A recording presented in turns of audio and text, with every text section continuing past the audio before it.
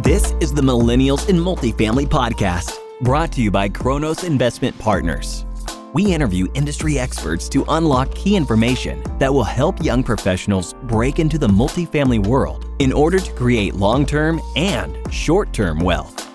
If you enjoyed the show, please head over to iTunes and leave a rating and written review so we can reach more listeners.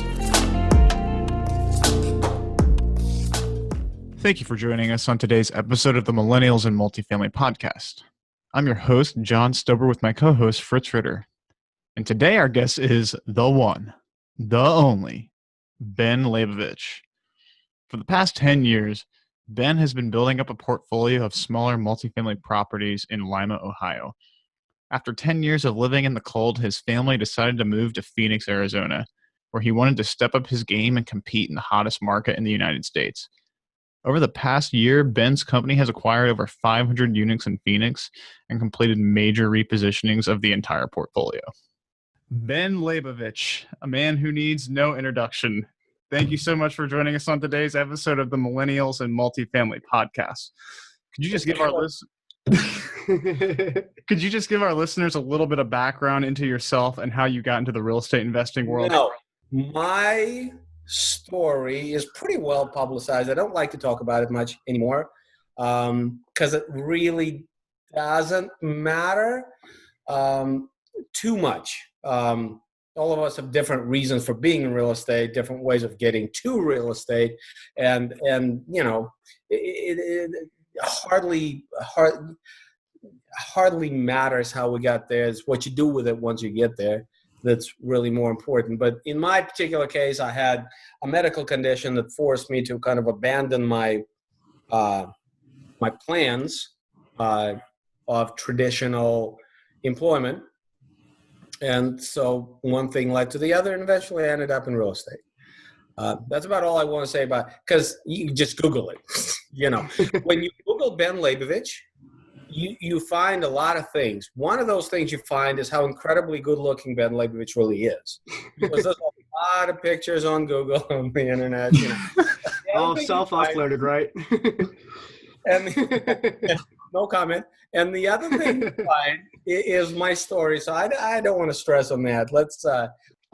So your story is well publicized. So I know you started off your career doing small multifamily deals in Lima, Ohio, and right now you're doing these very large syndications in Phoenix. Two completely different business models. The one in Lima, Ohio, from my understanding, you're buying low basis, high cash flowing real estate, whereas in Phoenix, you're in this very high growth market and you're doing these heavy value adds where you may not really be getting much cash flow for maybe a year or two. Could you just talk about the differences between those two models and why you went from the low basis, high cash flow model to the high growth, possibly less cash flow model? Well, because I wanted to make some freaking money. That's how we evolve, right? You try something, you realize it doesn't make too much money, and you move on to the next thing. In actuality, though, you know, I like to talk about velocity of money. And cash flows come in a variety of ways. A cash flow event can be a monthly recurring event, or it could be a higher velocity event where you get less money but more often. And by doing that, you end up with more money over the same period of time. Or you could have a lower velocity of cash flow where literally like a big bag of money just falls down. But maybe that happens once every 6 months or once a year.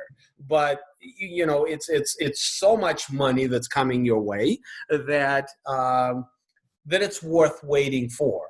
And so these are completely different models. I'm not gonna. They're good for different things. You know, you need appreciation. You also need a baseline of cash flow, and you need various velocities with which cash flow occurs in your life. And so, whatever mechanisms you want to put in place to have all that, to have all the bases covered, that's fine. In my case, that's I have a portfolio in Ohio that is purely a cash flow portfolio. I syndicate where there's fees involved and exits and capital gains. I have an online revenue here, and I have an Airbnb revenue there, and it's just varying structures of cash flow. Mm-hmm. That's So just Ben, how I see cash flow, I guess. do you see your strategy changing with changing economy? So in like a down market, you may go for the cash flow model, whereas in rising economy, you may go for the other model? No, because you're not going to get a down economy to an extent that is going to allow you to play the cash flow model anymore. The kind of, like, look at this event we're going through right now. It's not caused by real estate. Real estate is responding to it, and there's going to be some fluctuations. We don't know what they're going to be yet, but I seriously doubt that we're going to see pricing on real estate take a dive like what we saw 10 years ago. You're just not going to find the type of basis that you could find 7 years ago, 6 years ago, 8 years ago buying real estate. And with that being the case, you just, if the reality of cash flow real estate that people don't understand is that it doesn't really survive without equity appreciation. Even in Lima, Ohio, you have to make sure your basis is low enough so the property has room to appreciate, both in response to the market conditions and in response to some extent to the value add you're putting into the property. Why? Because if you buy a house for $100,000 someplace in the Midwest and it cash flows $200 a month, and in 2 years you have to replace a furnace for $3,700, there goes your entire cash flow. So you understand that mentally, logically, you get it, but you can't not spend the money. So what are the circumstances in which you would spend the money and feel okay? Well, you would feel okay if the house is not worth $117,000. I mean, it doesn't have to double in value. It doesn't have to add 50% to the value, but it does have to show some amount of appreciation so that you don't feel like you're throwing good money after bad. Otherwise, the whole cash flow game is a function of money comes in now, money goes out later. And since nobody ever puts enough money aside to be able to change that roof and replace those the flooring and the water heaters and the windows and, the bushes in the front yard and all of that, nobody ever saves enough money for that. You're basically just treading water. So where you really make money is the appreciation.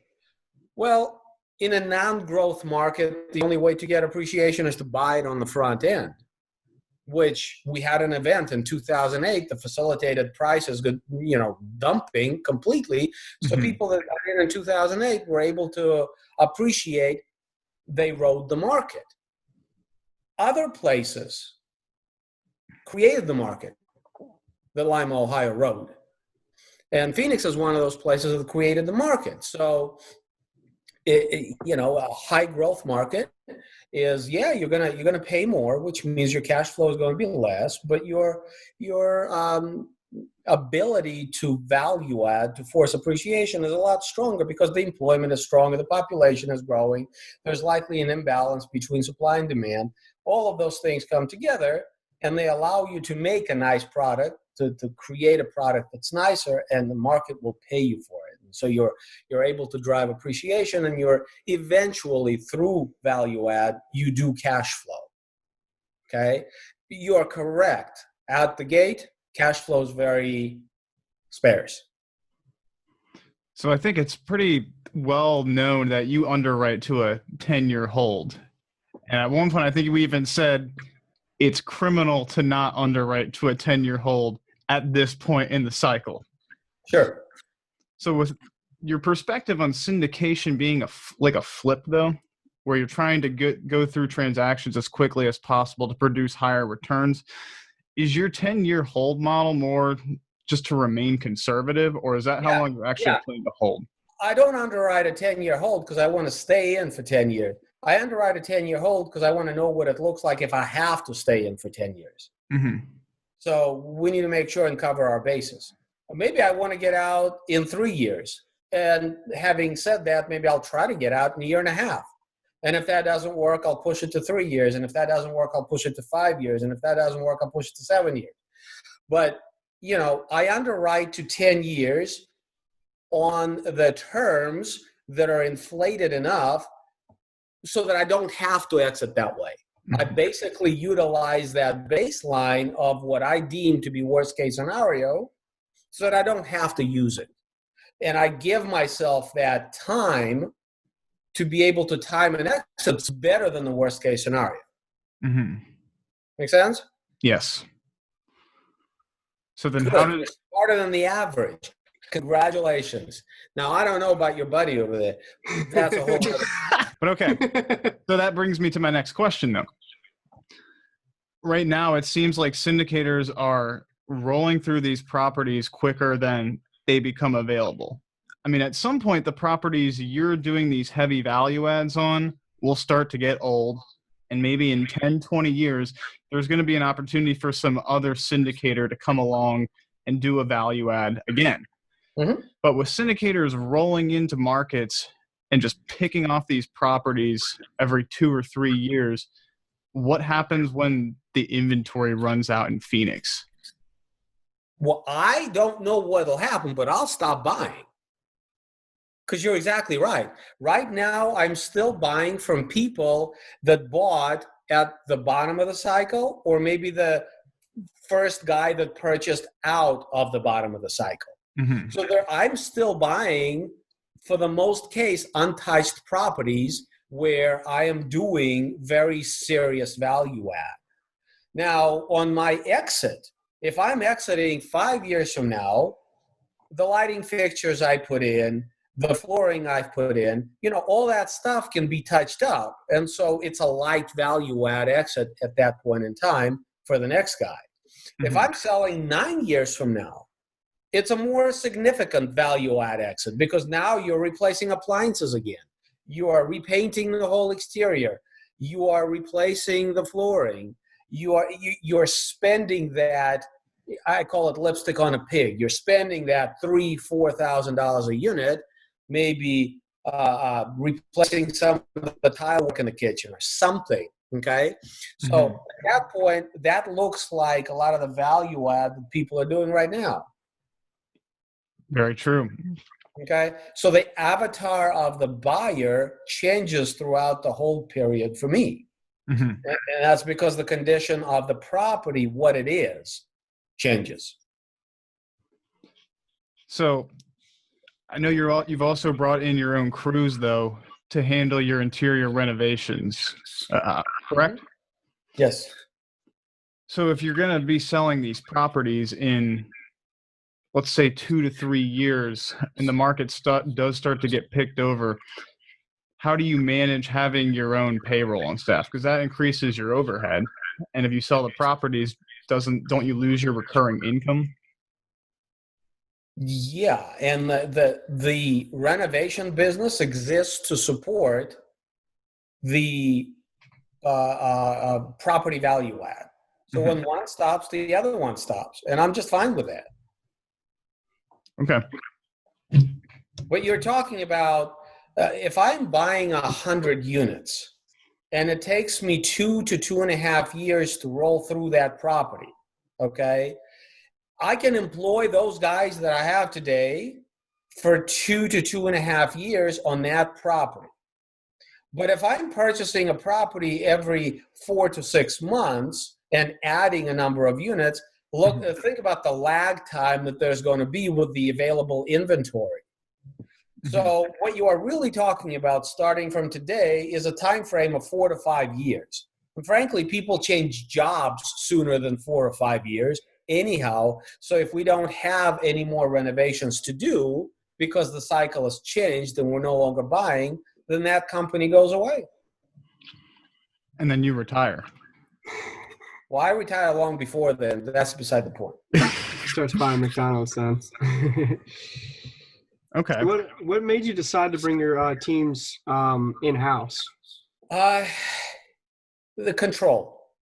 It's not necessarily cost because we pay more to our guys. We offer health insurance. We do. We don't want to have high turnover. One of the problems with third parties is they try to get, because they're competing against others, they try to get everything cheaper. So a lot of times that's reflected in not paying as much, okay, to their people, not offering health benefits and things of that nature. And so they can't keep people. And that creates a lag in time. So now your unit takes 45 days to renovate or 60 days to renovate instead of how it should be, 3 to 4 weeks. And so vast majority of the benefit is just the fact that we control the process. We can schedule things much more efficiently, get things done much more efficiently, get the units back into circulation on the rent roll, and therefore control our economic losses from the units without generating revenue while it's being constructed. Really, to get some consistency then. Basically, yeah.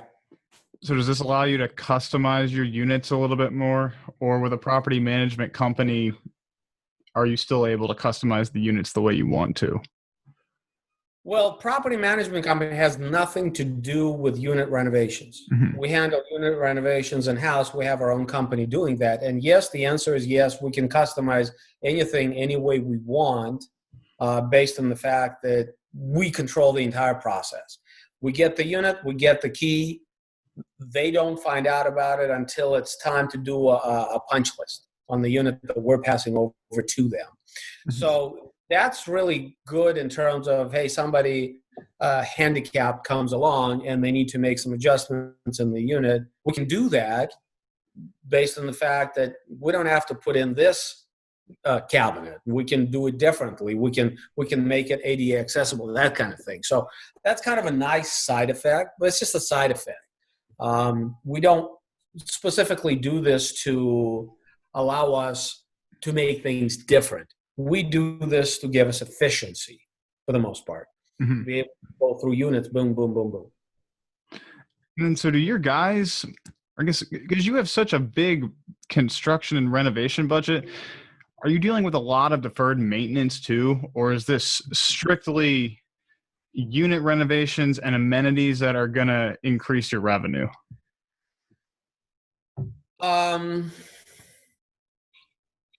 So we don't separate one from the other because our unit renovations is a function of take out everything that was there and put everything new in there. Mm-hmm. So we don't have to really do with that's one of the things that makes us competitive. So like we're about to put in an offer on the property.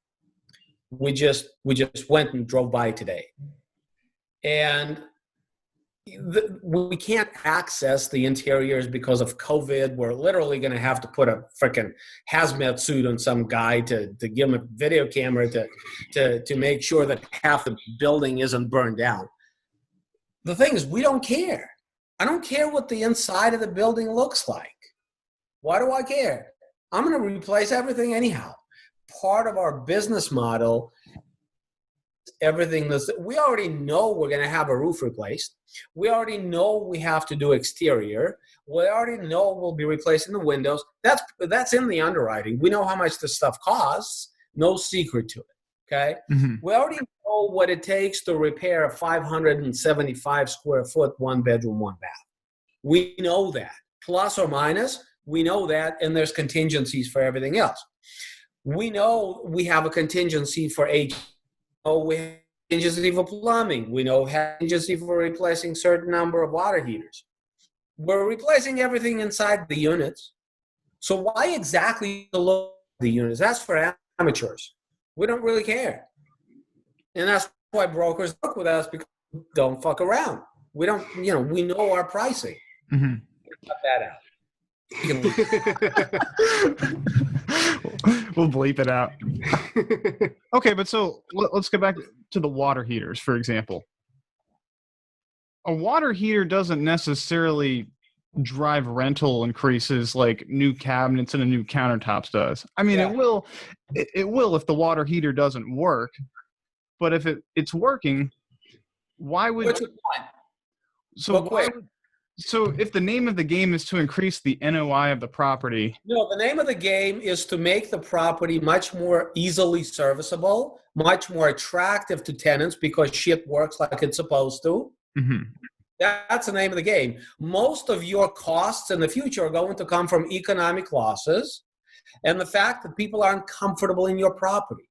So we want to make people comfortable in our property. Do we want to replace a 3-year-old water heater? No. Do I want to replace a 20-year-old water heater? No. But I do want to have a budget to be able to replace on day one 30% of my water heaters if I have to. Mm-hmm. So that budget is in the underwriting. So at this point, I don't really care. Mm-hmm. Whatever water heater is giving us trouble is being replaced. Done.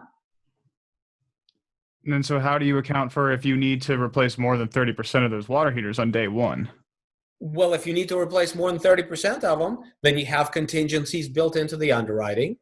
Mm-hmm. And then, water heater replacement in the apartment complex is $250. So, if I have to replace 100 of them, I'm pretty sure I can do that on day one. There's got to be a rhyme or reason for it, right? You have to have enough liquidity. I'm writing an article right now for Bigger Pockets, and it's really very simple. People pulling their hair out and just going crazy right now. And it's just the acronym is LLB, location, liquidity, or liquidity, location, business plan. So liquidity is going to get you over the hump right now. Liquidity is the only thing that's going to save your ass right now. If you went into a $15 million syndication with $300,000 of reserves, you are fucked. I don't know how else to say it. I mean, that was stupid to begin with, but I mean, I saw offering memorandums that read exactly like that. For CapEx, OpEx, and cost overruns, they had liquidity of $300,000 for overruns and CapEx, OpEx, and working capital. Well, that's just stupid. Okay, so I don't worry because I have 9 months of debt service in reserve. So if people have trouble for a couple of months, it ain't going to kill me. Mm-hmm. Okay, I have hundreds of thousands of dollars in reserves for all of these things as part of the underwriting, which is an automated process in our underwriting. So that's why I sleep well at night and I don't really care. We're making an offer. The deal has to work with all of these cushions built in. And if it doesn't work, it doesn't work. And these are reserves you raise up front, correct? Yep. Yeah, Ben, I was going to ask you, what other line items are you cushioning like that? And is it all kind of like a 30% rule, or do you have different variations based on your experience? Interesting. I was listening to a webinar today by, I can't remember if it was Berkadia. I can't remember who the webinar was by, but Berkadia is very interesting. We do a lot of financing with Berkadia. Berkadia is interesting because there's only 2 shareholders, so they're not, and they have no debt. So they're not freaking out right now. They don't have to pay debt service. Berkadia is a very large company with a lot of flexibility and breathing room because of how they're being run. And the only Berkshire Hathaway is the one shareholder, and then there's another shareholder. But it's very interesting to listen to those guys think through stuff because they're not bound by moral hazard because they don't, they're in good shape. So I was listening to them today, and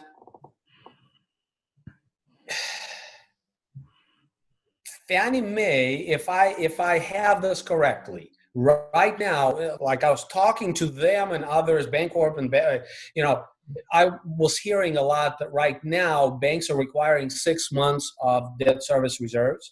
Mm-hmm. Right now, on the webinar, they said that the most they're requiring is 10% of the loan. Now, this is for very heavily oil or service. So I assume if you go under contract on a deal in Vegas right now, you better be planning, and you want to use agency debt, you're going to have to set aside 10% reserve. Okay. Mm-hmm. Which, on a $15 million deal, that's going to be $1.50 million, right? So majority of the time, though, it's 6 months or less. Even today, even the loans that are being originated today, they're requiring 6 months or less. For every deal, every syndication I've ever put together, I require 9. 9 months of debt service. Mm-hmm. 9 months of debt service and reserve. Mm-hmm. Okay. Plus all those other reserves, and I'm not going to go down the list, but this gives you an idea of, it used to be like a month ago, a bank would require anywhere from a month to 3 months. Mm-hmm. We closed the deal about 2.5 months ago. They required 0 because they knew how well capitalized we were, and this wasn't the first deal we were doing with them. So they actually kept none of our reserves in escrow. Typically, they will keep anywhere from, usually 3 months, 2-3 months, sometimes a little bit more in their escrow. That's what they required to close. That's not good enough for me. That's okay, but in total, I want to have 9 months of debt service before I get to any of the other liquidity that's available to me. Mm-hmm. Now, the challenge with that, and the reason that goes first, is because it's impossible to underwrite. You really need some value add in order to be able to collateralize that much debt. And I talk about this. You'd be surprised how many investors approach me and say, like, this is too much reserve. It sits there. It does nothing. It impacts return projections and actual returns too much. And I'm like, go invest with somebody else. Mm-hmm. So are you keeping so much in reserves compared to other operators just because your strategy is, to me, no, it's because I'm aware of black swans. Most of the freaking operators, and they don't remember shit about how it hurt to be around in 2008 and 2009. I was there. And I remember the pain. And I remember the fact that liquidity is the only thing that saved you in 2009, 2010, 2011. Mm-hmm. Very simple. And then the next thing I learned is the location. So would you rather be in Lima, Ohio, that has gone nowhere in 30 years if you happen to hit a black swan and you need to recover? Or would you rather be in Phoenix, that's #1 growth market in the country with 5 million population and rent growth 9% in 2019? I mean, if you're going to take a hit on your rents, would you rather be in Indianapolis, Kansas City, or Phoenix, or Atlanta, or Austin, or Dallas? I mean, it's not rocket science. Mm-hmm. And quality costs money. This is what people don't understand. Cap rates being low is investors voting for a market. Their investors are saying, we're willing to pay a premium to be in this market because when shit hits the fan, this is the market I would rather be in because I think I can weather the storm and I can recover faster. Mm-hmm. That's what a low cap rate is. So with low cap rates, though, doesn't that imply you're buying at a higher basis? And if the market does take a dip, isn't there less spread between your cap rate once you've stabilized the property and the interest rate on your debt service? And that may be, but that's something that you control. That's why you certainly can't come in and be a market investor. You can't buy a stabilized property. But if you can buy a property at 4 cap that upon stabilization is at 7.5 cap in a market that's currently trading at 5 cap, then you've made a lot of equity and you can cash flow. This is the difference. This is what people don't understand. You can find a property someplace in Ohio, Indiana, Kentucky, Michigan at 7.5 cap. Hell, you can go to Detroit and probably find something for, I don't even. 15. Yeah, come to Baltimore. You can get 15 caps. So you can do that. All I'm saying to you is that Cincinnati, Ohio, like pick a reasonable market in the Midwest, not a growth market, but like a reasonable market with 500 population. Pick Kansas City, pick Cincinnati, Ohio, pick all of those places. You're still talking about 7 to 8 cap today. So all I'm saying is, hey, I know I got to pay a 4 cap to buy in Phoenix, but after my value add, I'll be at that 7.5 cap. So am I willing to swallow the pill and maybe capitalize myself a little bit better to make sure I can survive the repositioning process over the next couple of years? But then once I get to that 7.5 cap, two things happen. A, I can cash flow just as well as Cincinnati, Ohio, which is trading at 6 cap or 5.5 cap today. Okay. And B, I've created a lot of value because even if the cap rates inflate in Phoenix, they're not going to inflate that much. So, Patrick, I look at when I turn on cost, it's basically the cap rate, but it takes your entire project cost instead of the purchase price. And Yeah. because you guys are putting so much money into your renovations, I feel like your project, and you're raising all these reserves, I feel like your project cost is a lot higher than and it is. Than your yeah. So are you refinancing out once you've stabilized the property, or are you keeping the loans in place? Sure, we're refinancing. So don't you refinance at the lower cap rates then, and then doesn't that make your deals cash flow thinner? Of course it does. So if by year 3, for instance, I get to 9% cash and cash after I finance and return investors a bunch of their money, I may be back down at 5.5% cash and cash. So on a 10-year spread, I look for 9.5% cash and cash average over the hold period on 10 years. But what happens is the IRR is helped by returning people's capital. I find it difficult to convince people to commit to locking up their cash for 10 years. So here's the problem. On one hand, I find it difficult to get people to agree to locking up capital for 10 years. On the other hand, I really hesitate to underwrite too much shorter than 10 years, like 5, okay? Because it's easier to commit people to 5 years rather than 10. Having been around, though, I can't make myself guarantee an exit after 5 years. I want more room. I want more time. So by the time you synergize those ideas, you have to do a refinance in there somewhere, because people are expecting to get at least some of their money back at some point sooner than 10 years.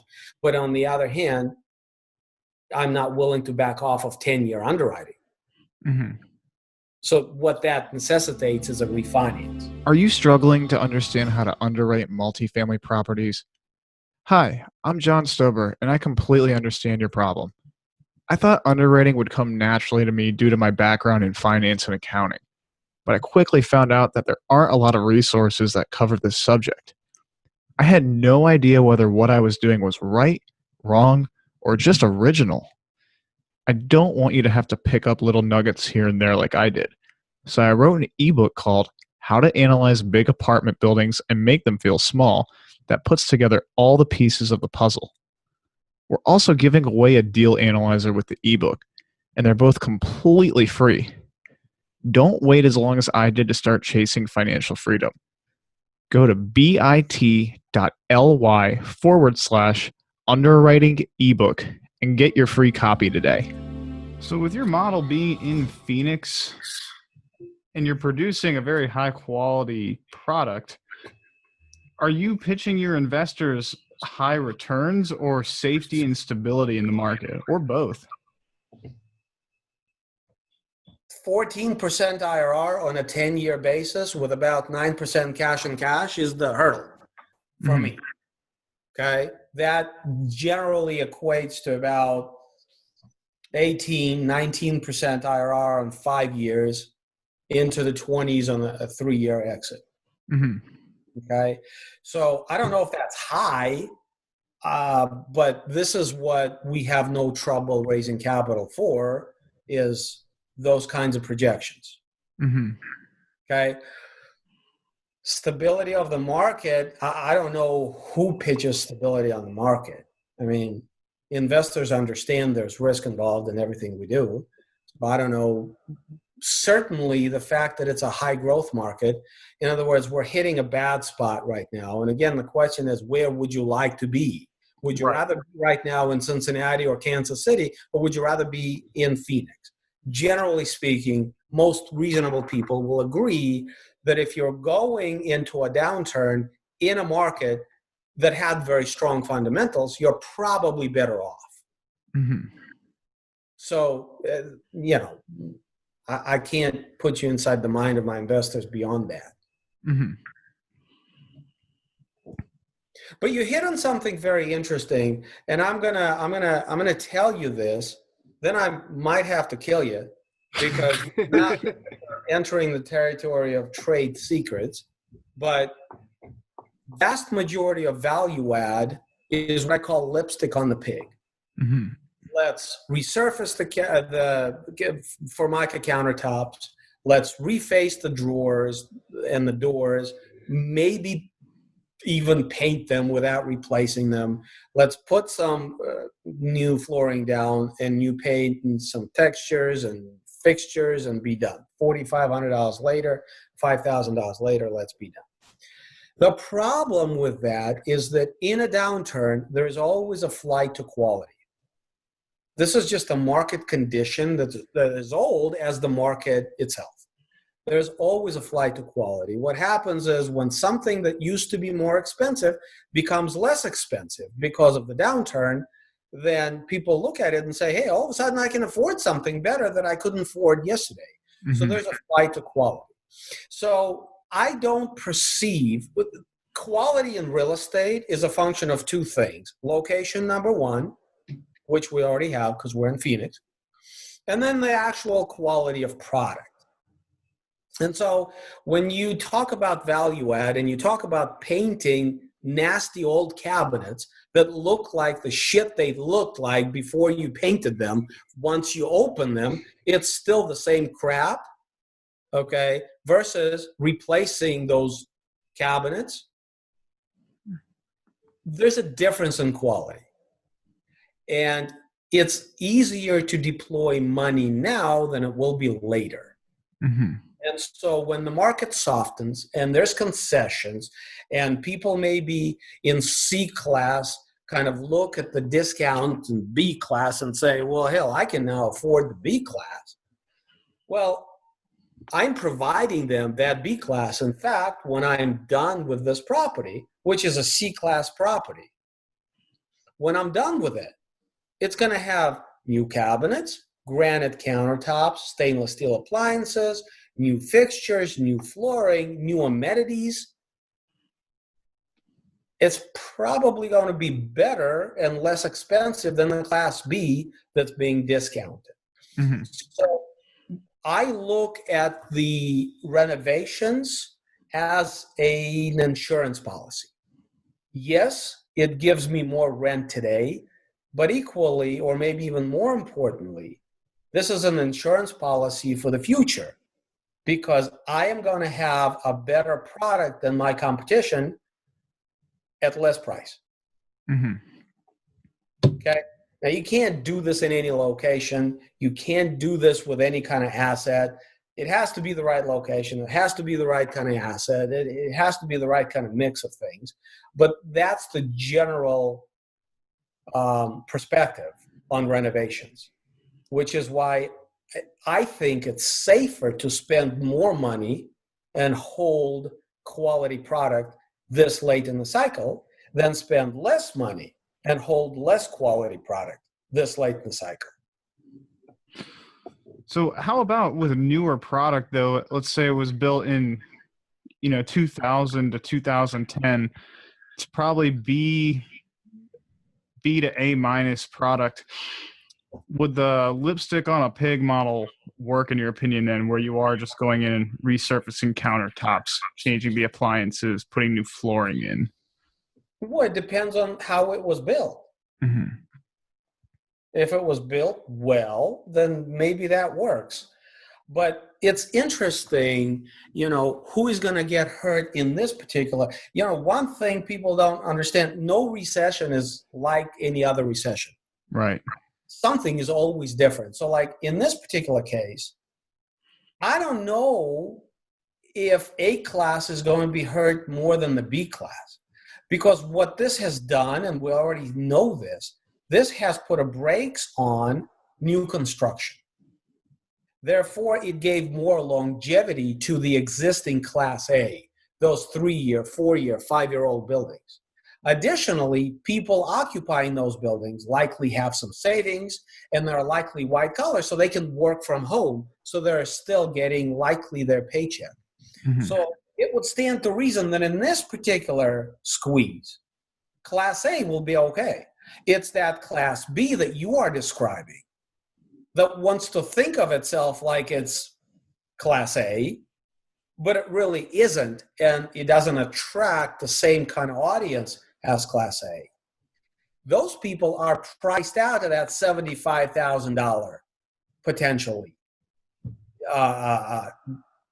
stimulus package or whatever.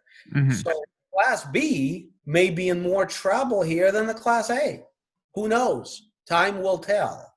All I can tell you is that I'm using, in my Class C, I'm putting in Class A finishing surfaces. Clearly, it's not Class A. It doesn't want to be Class A, but it's $500 less expensive than Class A, and it's $200 less expensive than Class B.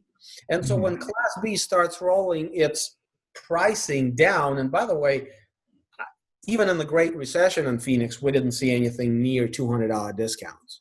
Okay, so that's kind of out there.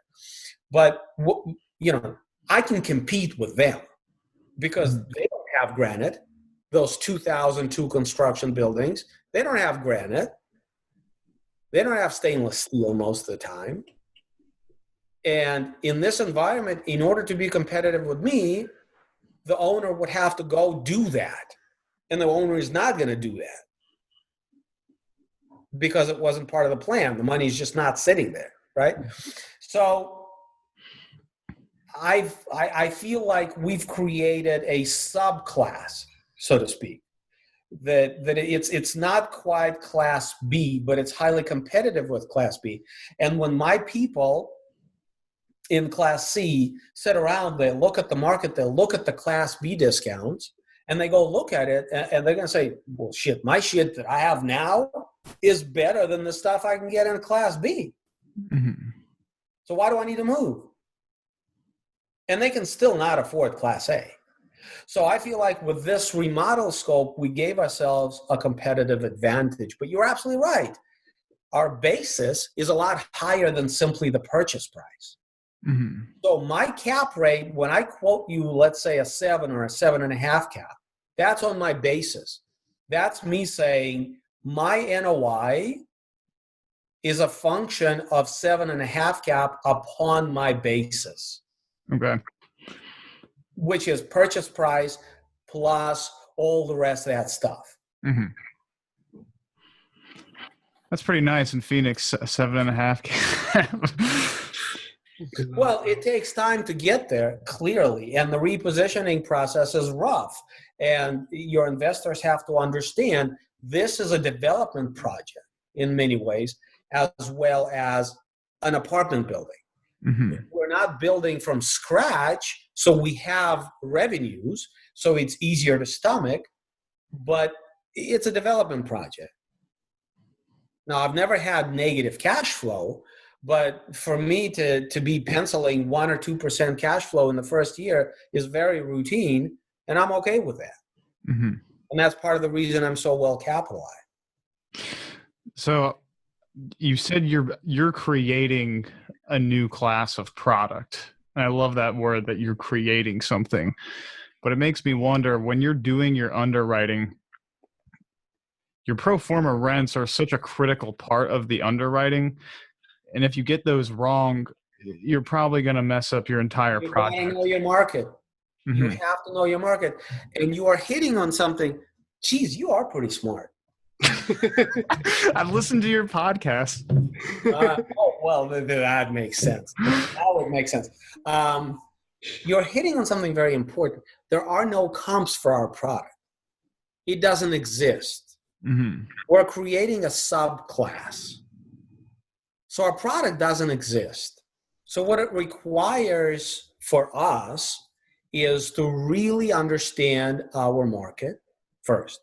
Secondly, for our investors to understand our market. We literally go in our underwriting process through a comparative market analysis, just like you would do on any residential property. And we look at the available stock in the marketplace of apartment units, and we analyze them as per amenities, quality of finishing surfaces, per square foot pricing, and we will make adjustments based on what we're seeing in the marketplace. But if you think you're going to go out, stick your finger in a map and say, here, this is a perfect comp, it doesn't exist.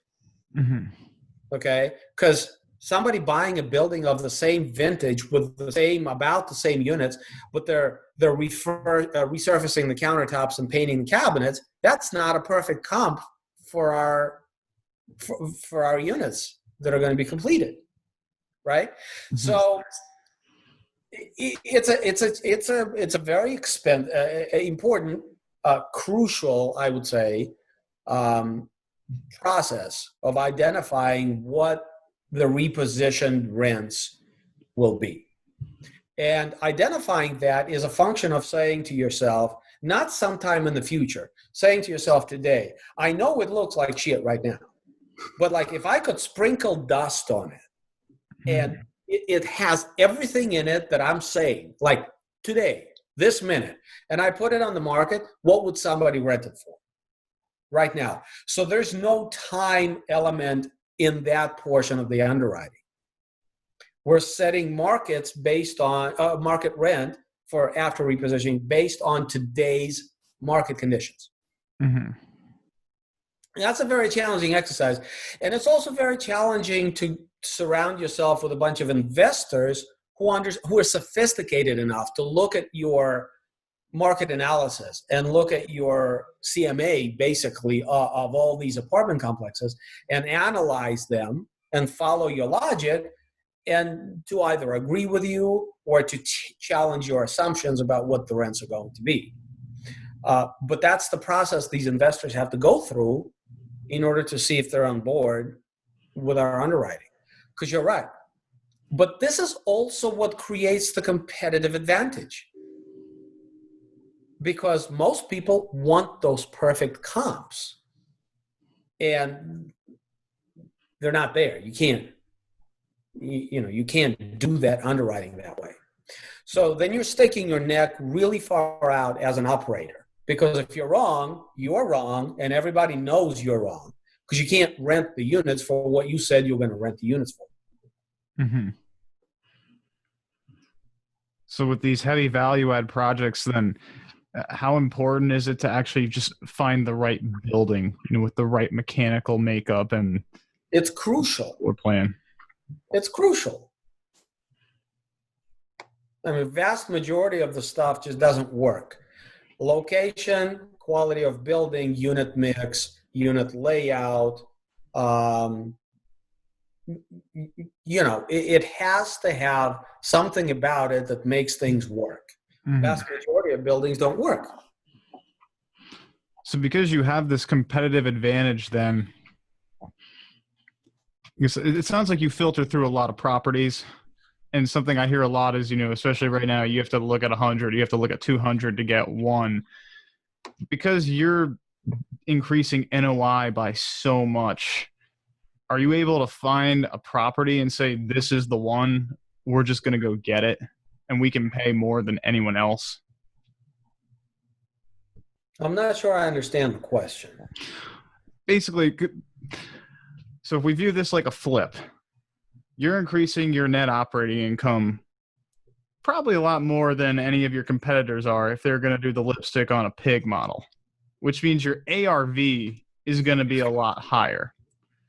Your renovations will probably be higher too, but I'm going to assume because Phoenix has pretty low cap rates, your ARV will be even higher than the increased cost of the renovations. Correct. So does that allow you to pay significantly more than your competitors and still meet your return metrics? Projections.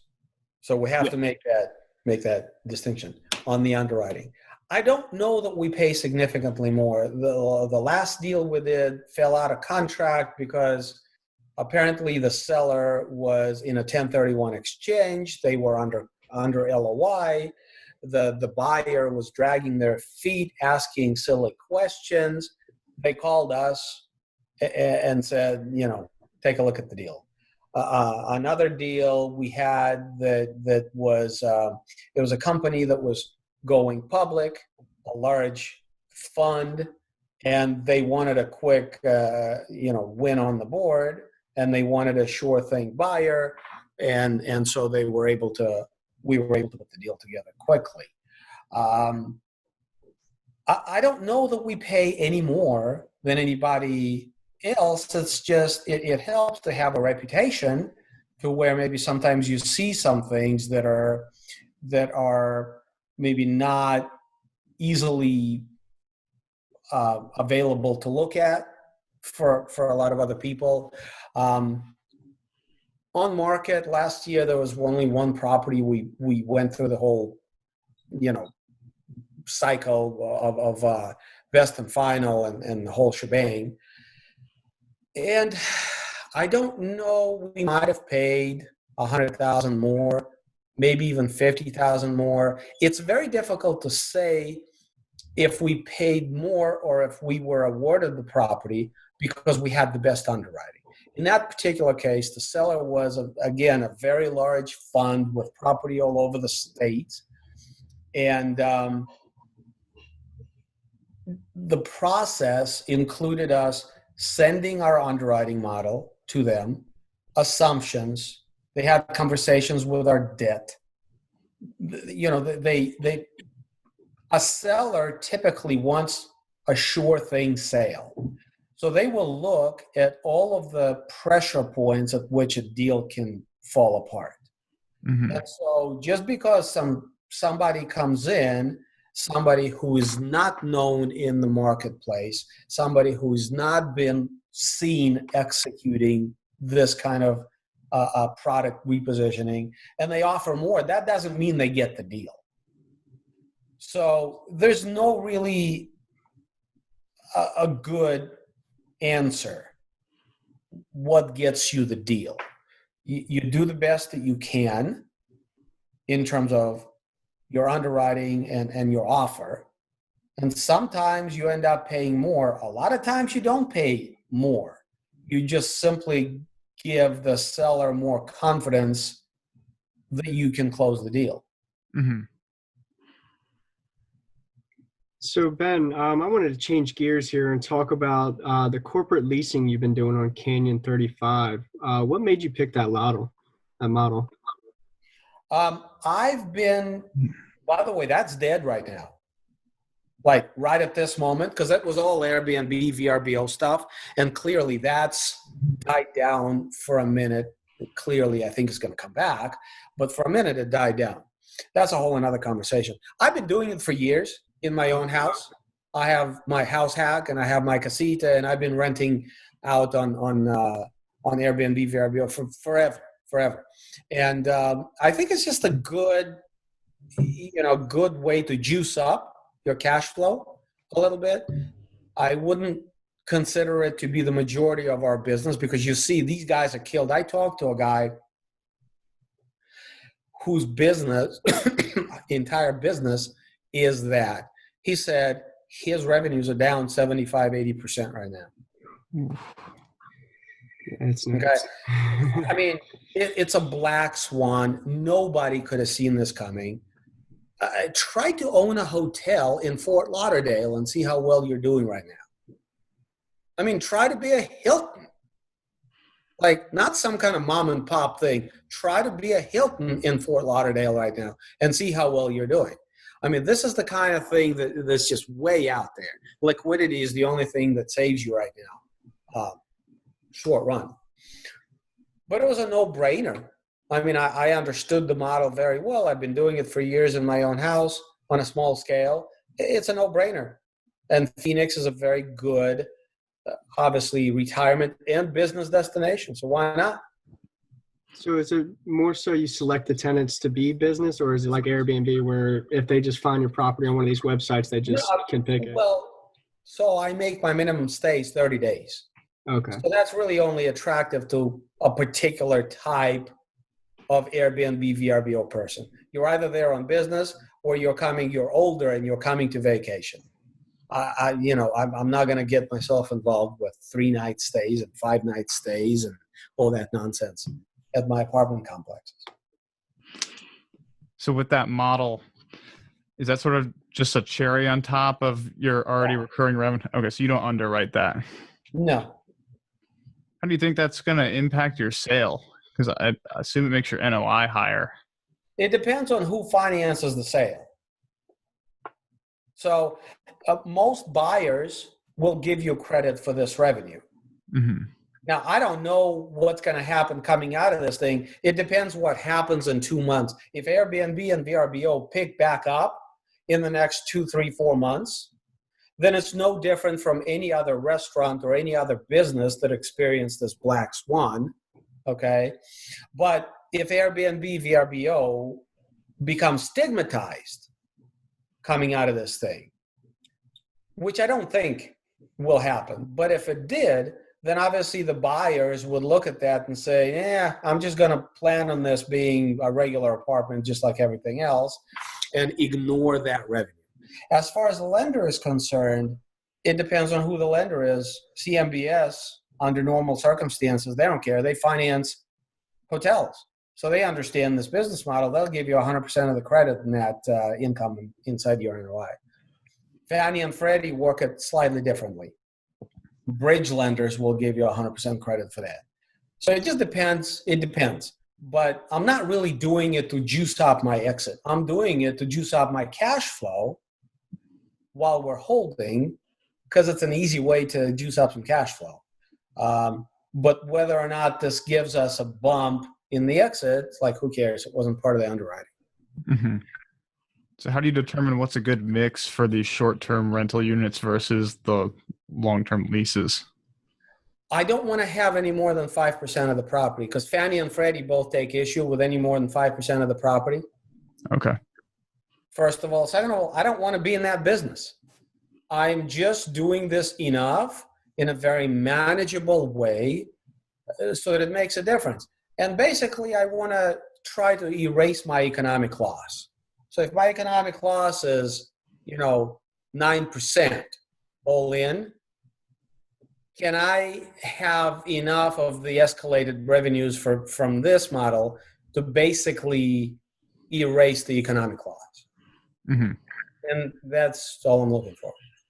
And real quick, could you define what economic loss is? Economic loss are all of the kind of, think of money that doesn't make it into your bank account. So for people, it's easy to think of expenses as something you write a check for or something that leaves your bank account, Mm-hmm. like gas, like paying for water, like paying your mortgage, like paying, for your landscaping, whatever. If you're paying for it, it's easy for people to kind of wrap their heads around, this is an expense.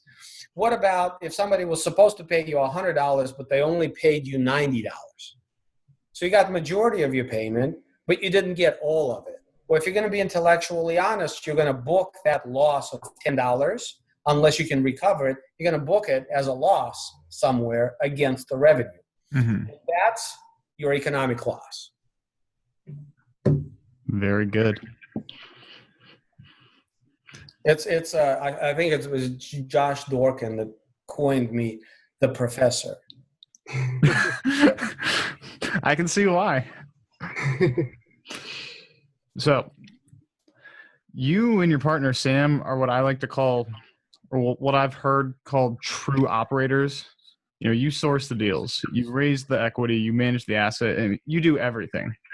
Mm-hmm. I wanted to get your thoughts on a lot of these groups nowadays where, some group is raising the capital and doing like a little bit of the asset management. Another team is sourcing the deal, and someone else is handling the majority of the asset management. And have you ever thought about doing that model to open yourself up to other markets? No, because I have no desire to be in other markets. Not even Atlanta Not even Atlanta. or Orlando? Dude, I went to Atlanta. When I moved from Ohio, we took like a month off, and more than a month, and we traveled. And Atlanta was one of the places I went to. I have a good friend in Atlanta, and I went to. Dude, that was, I would say, 4 or 5 years ago. Even 4 or 5 years ago, you couldn't get anywhere on the freeway. Like, it took you 3 hours to get 20 minutes away. That's supposed to take 20 minutes. I mean, it was so congested. It was so busy. For me, I understand the whole growth and everything else. For me, I didn't want to move there because that's not the quality of life I was looking for. Mm-hmm. And so the way I look at everything in investing is like, if I want, and I'm a discerning consumer, if I want it, lots of other people are going to want it because we're not that different. So with Atlanta being so patchy, and you got to really know where you're buying, what you're buying, and everything else, we're going to put an LOI in probably tonight or tomorrow. I drove by the building. I mean, it's going to be investors' capital on the line. Our competitive advantage is all about being right, as we've been discussing. I am not trusting myself to pick the thing that's right halfway across the United States. Mm-hmm. I understand there's job growth, there's population growth. God bless you. If you want to do Atlanta, if you're there, it makes all kinds of sense. It's going to have to grow into itself because it's showing no signs of slowing down, and yet the infrastructure is clearly just struggling to keep up with the rate of humanity expansion over there. But that's a good problem to have. You're going to have probably higher property taxes sooner rather than later. You already do. But it's a great market. Employers want to be there. Employees want to be there. Reasonably priced real estate. It's all good. Do it. My competitive advantage is here. And I don't want to take responsibility for investors' capital unless it's in a market that I can drive to the property if I need to. Mm-hmm. So you wouldn't consider? No. No. Okay. Many people have asked. And you know what? I am not a syndicator. At the end of the day, this is a very opportunistic strategy. I will do it so long as it works. When those value adds dry up, as you alluded to earlier in our conversation, as they dry up, I'll have a choice to make. Either maybe change the model to preservation. We're not creating wealth. We're not creating the IRR anymore. Maybe now we buy high quality assets, but they're stabilized, and it's lower returns, higher cash on cash right out the gate, so it's more stable, but lower returns overall because it's stabilized, there's no value add. And if my investors push me into this, because they say, okay, in this cycle, we just want to park some money in real estate. We understand we're not going to be creating too much value, just riding the market, but we just want you to pick a quality asset in a quality location that we're probably not going to lose money in this location. We want to park our capital there. Would you manage it? If enough investors transition into that phase, then I can do that. If investors don't transition into that phase, then I buy that McDonald's. And I'm done. I don't have to be like, I'm not stuck in real estate. I don't have to be stuck in real estate. It happens to be something I understand very well. It's my highest and best use, certainly, and it probably will be in the future. But I'm not going to shove a square peg into a round hole in terms of the market. We're not there.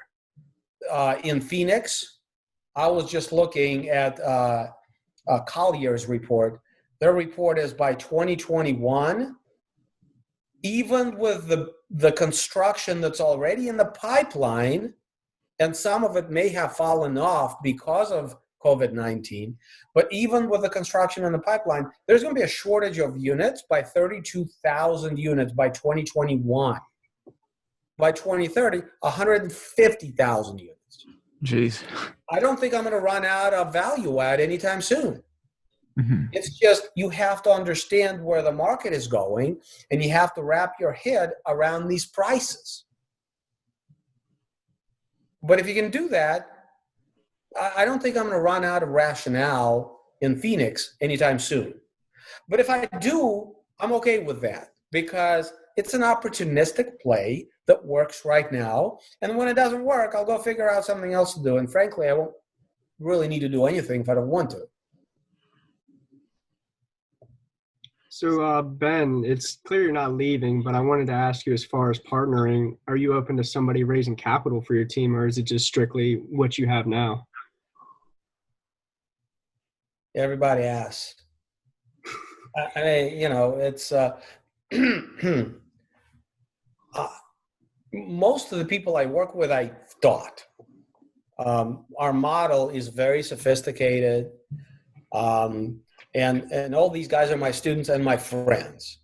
I never say never to anything, but, I don't go on Facebook and ask somebody if they want to raise money for me. I don't do some of that stuff that goes on. I don't, I keep it much closer in-house. Relationships are close. So I never say never, but I don't look for things either. Okay. So I have one more question before our last segment of the show. I want to be respectful of your time. Oh, that's already a done deal, dude. That train has sailed, and it's As soon as we got over 15 minutes. Okay. Anyways, so in the first season of Multifamily Syndicated and Scripted, you talked about finding the averages for how your property operates. Mm-hmm. And then in the second season, you say the reason that you guys did that is because you didn't have your own data. Well, you have your own data now. I think you bought almost 400 units last year. 500 units. How did your actuals compare to those averages, given your... on the operating side, mm-hmm. the OpEx side, we've really been able to sharpen the pencil because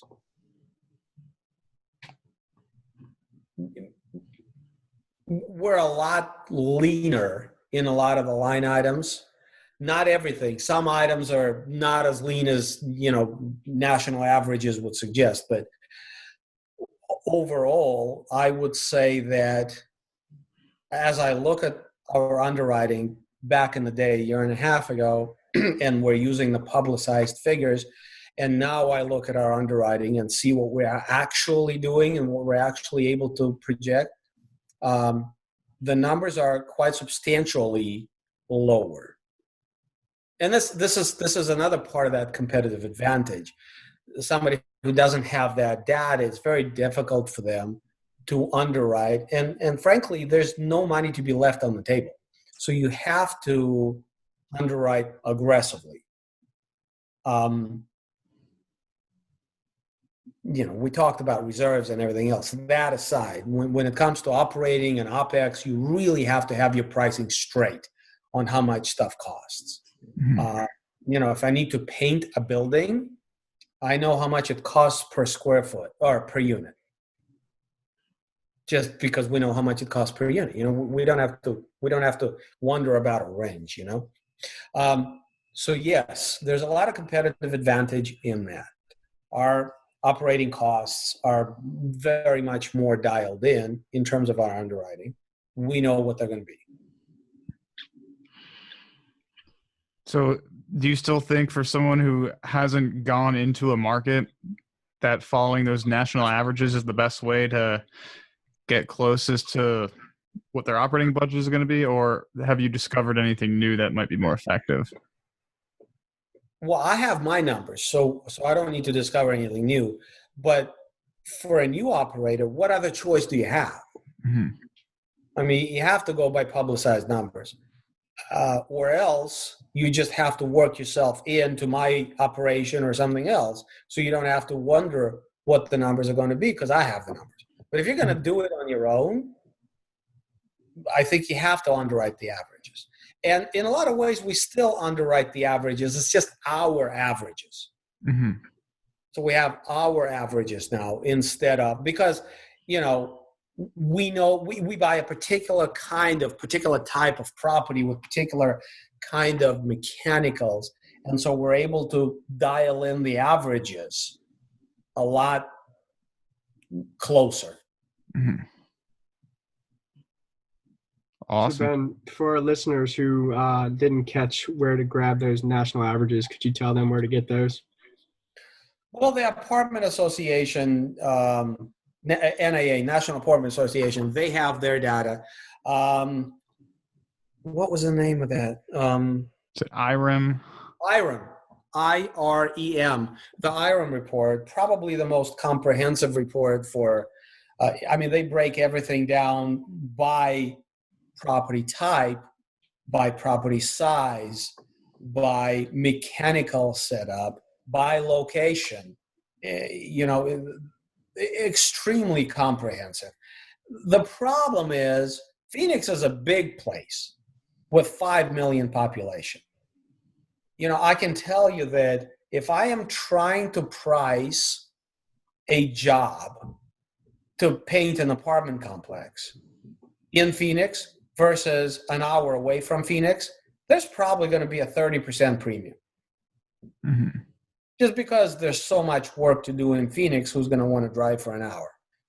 And if you go into a smaller market outside of Phoenix even further, you're going to see those premiums. So when you talk about the MSA and you talk about Phoenix with those national averages, there's a whole lot of different kind of property in different locations that goes into that, which loosens up the effectiveness of the average. But when you're starting off, it's the only thing you can do, and you underwrite to the averages. And right now, we underwrite to the averages too. It's just our averages.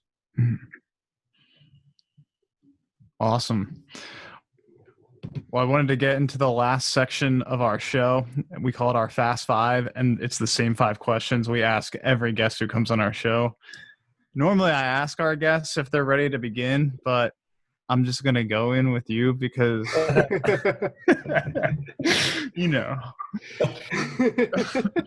I could say no. Yeah. There you go. If you had to start all over again and you were in your early 20s, how would you do that? I would just start when I was in my early 20s. I wasn't thinking about this. I was thinking about how to play the violin.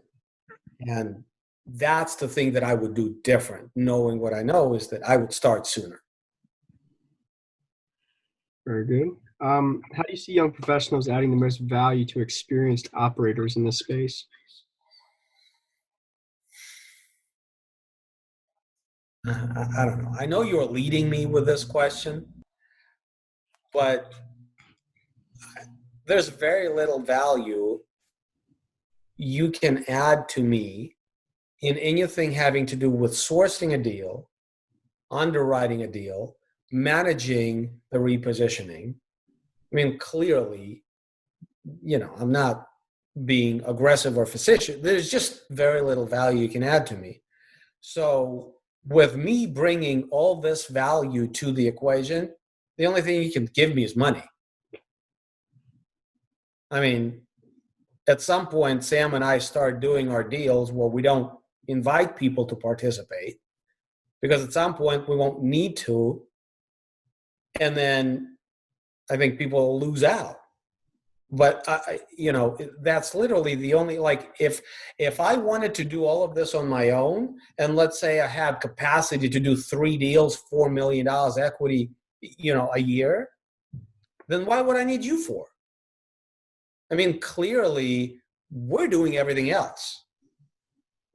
So there's the answer. I'm hurt.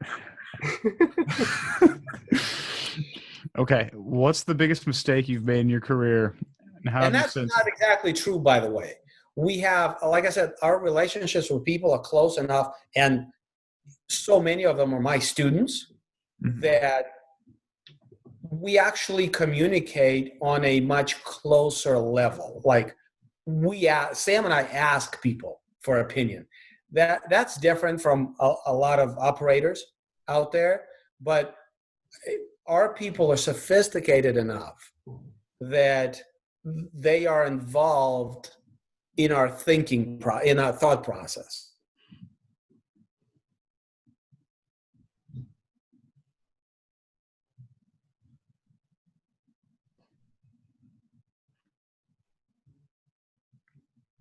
Can you hear him, Fritz? No.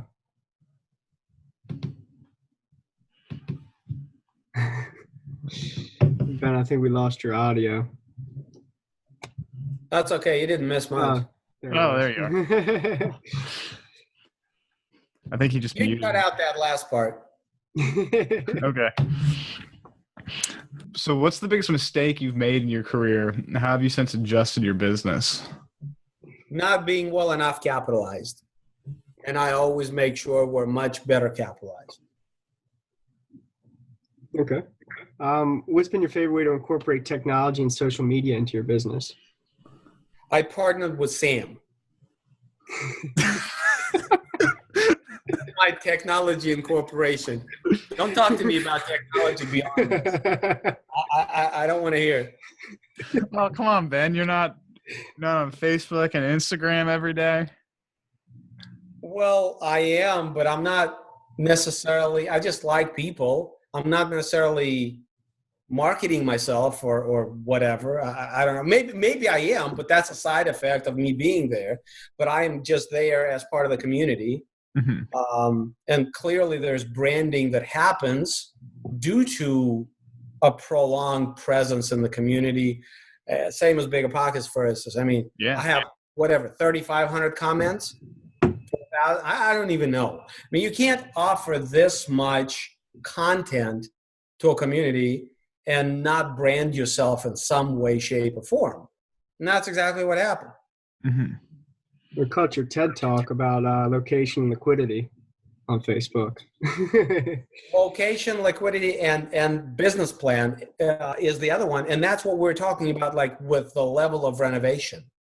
That whole creating a subset class, renovating to an extent that nobody else does. All of this, like, it synergizes. That's why it's so difficult to explain this stuff. That's why I'm impressed with the questions you ask, because you're leading me to so many things that we have to think about. It's not just one or two things. It's like everything working together. Good questions. Thank you. And then the last question we have is, what's the most influential book you've read on your journey?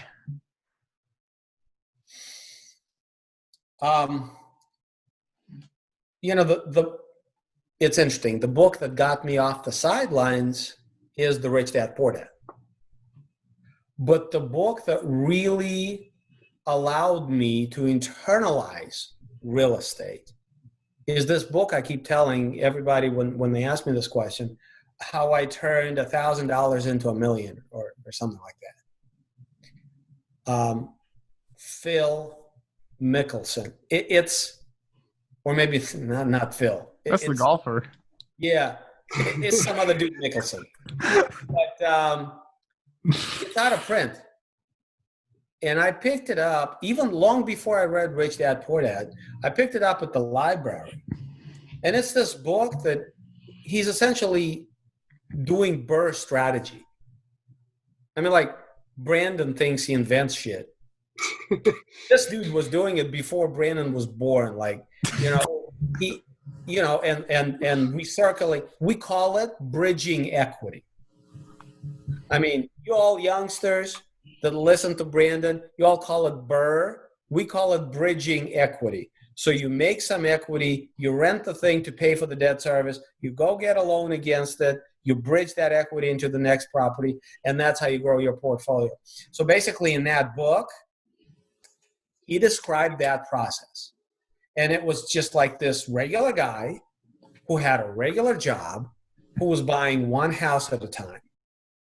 The process, you have to understand the process, the basic rationale is no different from what I do now. Just on a much larger scale.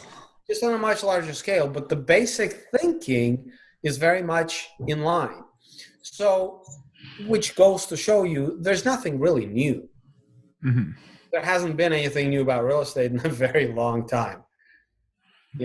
It's as long as there's been legal ownership of property, there's nothing new about how people make money with real estate. So, well, thank you so much for your time, Ben. If you want anyone to potentially reach out to you, is there a way that people could reach you? As long as it's not the two of you jokers. We're Facebook DMs. My email is ben@justaskbenwhy.com. ben@justaskbenwhy.com. All righty. Well, thank you so much, Ben. Guys, it's been a pleasure. Really good questions. I'm very surprised because you two are dumbos. I just didn't expect questions like this.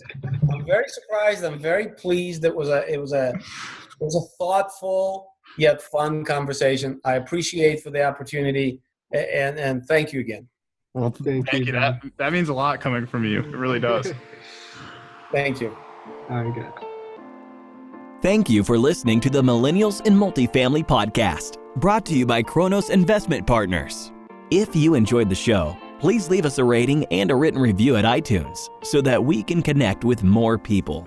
Finally, head on over to kronosinvestmentpartners.com and sign up for our newsletter so you can stay updated on everything we're doing. If you're interested in partnering with us as we find new opportunities, you can also schedule a phone call with us under the Contact Us tab at kronosinvestmentpartners.com.